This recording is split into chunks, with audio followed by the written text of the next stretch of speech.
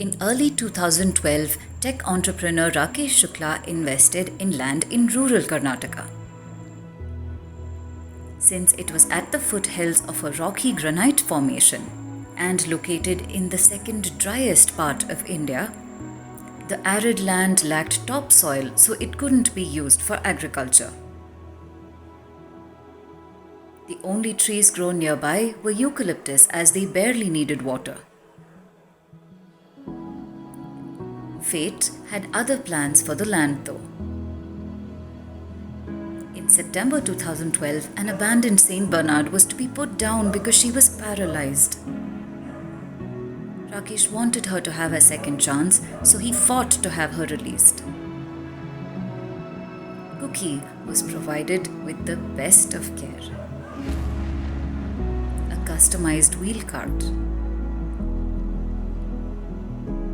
nutritious meals and supplements.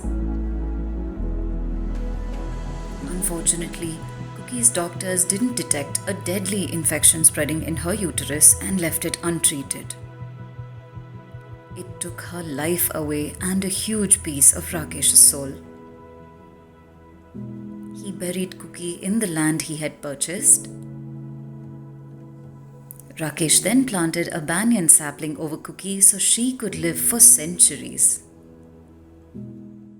The first ever tree planted here was also on a dog. She was a paralyzed Saint Bernard that I'd rescued, my first rescue as well. So her name was Cookie, and I planted a banyan tree. This was absolutely a deserted piece of land. And the tree that I planted was a banyan tree. It had a certain significance because in our culture, it is a holy tree. I was emotionally very attached to it. Second is that banyan keeps growing. It has hygroscopic branches. They become roots and it keeps expanding. Cookie inspired Rakesh to continue rescuing dogs without a home or hope. Other animals suffering from cruelty and abuse were also given a home. Trees were essential to provide shade from the scorching sun. So Rakesh began planting more saplings across the land. The purpose was to actually mimic a forest, and at that time I hadn't read about how to make a forest or Miyazaki forests or anything. But I know that forest canopies are very dense. They hardly let much light down, and forest is a collection of a natural forest is a collection of endemic trees, and they are in random order. They're not. That's the difference between a plantation and a forest. So it's not one kind of tree, and it is not in some geometric pattern or something. So that is exactly what we've done all over this place. There is no real repeat pattern as far as trees or their species is concerned, or the distance between the trees is concerned. Since Cookie, over 5,000 rescued dogs have come to live out their lives with Rakesh. A sapling was also planted over the grave of every dog that passed away.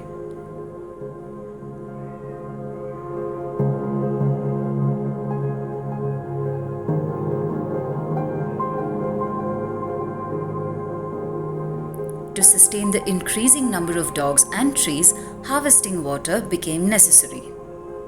A large pond to store 125,000 cubic feet of runaway and rainwater was constructed. A smaller pond to recycle and store grey water was also constructed. An existing 100-year-old step well was also used to store water. However, due to poor rains in 2018, a drought had hit by the following summer. 156 taluks in Karnataka are facing severe water crisis. The situation is grim due to deficient rainfall last year. With both the ponds and the well dried up and not a single drop of water left, Rakesh knew the dogs and trees would die of thirst and dehydration. For many months, the trees and animals survived on water purchased daily. A new borewell was dug in an area where there was only 40% strike water.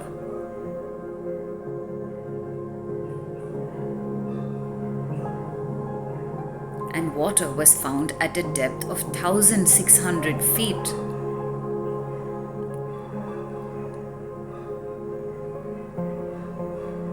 Additionally, to stop the evaporation and horizontal seepage of water, both ponds were concretized.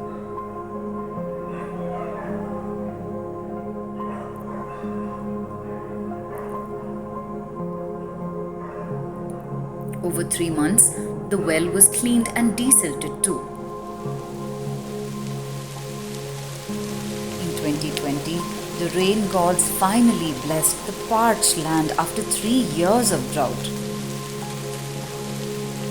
Within a week, the concrete tanks were halfway full with rainwater and runaway water from the hill.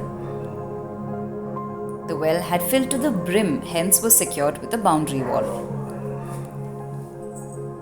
And soon it became a home to catfish, washed down with runaway water from nearby lakes. The baked mud turned into fertile soil and the trees lit up into a bright green. The treetops continued towering high through the monsoon, their branches spreading wide and reaching the sky. And a forest it had indeed become. Sacred fig or peepal, Jamun tree, gulmohar, badam tree, neem, mango, Arjuna tree, the Indian cherry, pongame oil tree, guavas. In this once barren land where a single blade of grass wasn't visible, wildlife began making its entry. The first sounds to be heard were that of peacocks and the chatter of bonnet macaques. Over time, more than 30 species of birds, insects, amphibians, and reptiles have found a home in this forest. Honeybees on a guava flower, the Jezebel butterfly, assassin bugs, antlion, a peninsular rock agama. Some of the native flowering trees were in full bloom for the first time.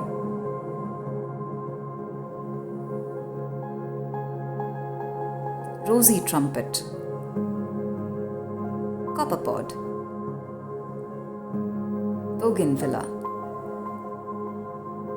jacaranda, and gulmohar.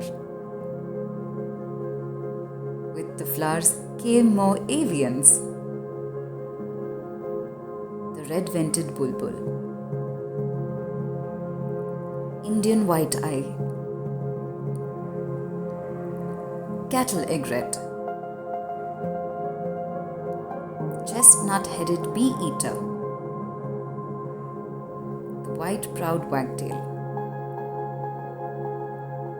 common hoopoe.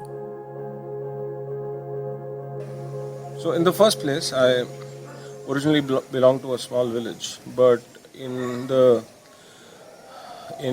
most of MP, UP, Rajasthan, all those places, there are for very little forested areas, or agricultural spaces are actually bereft of trees completely, because agriculture is like border to border, so there aren't many large trees. So that is one part of my growing up, early childhood. The second is that all the big cities that I've lived in, again, there are no trees. The only place you can actually find trees or find some green cover is in, for example, in Bangalore, in Kabban Park. I always wanted to surround myself with greenery. And this was a deserted land, but we managed to grow a forest-like place in 10 years with thousands of trees. So This is the only land amid several surrounding villages to have such a thick green cover.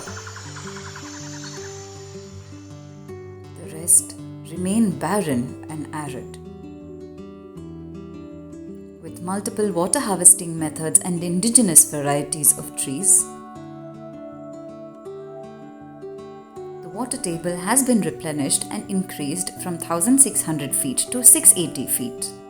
The strong roots have also prevented soil erosion.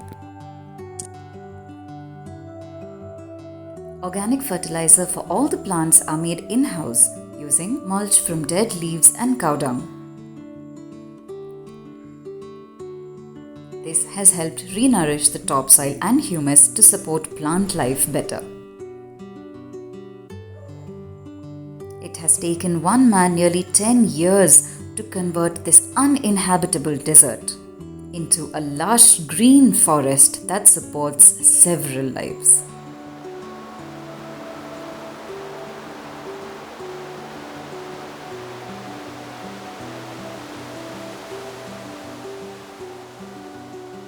As for Cookie's banyan tree, it stands tall 10 years later.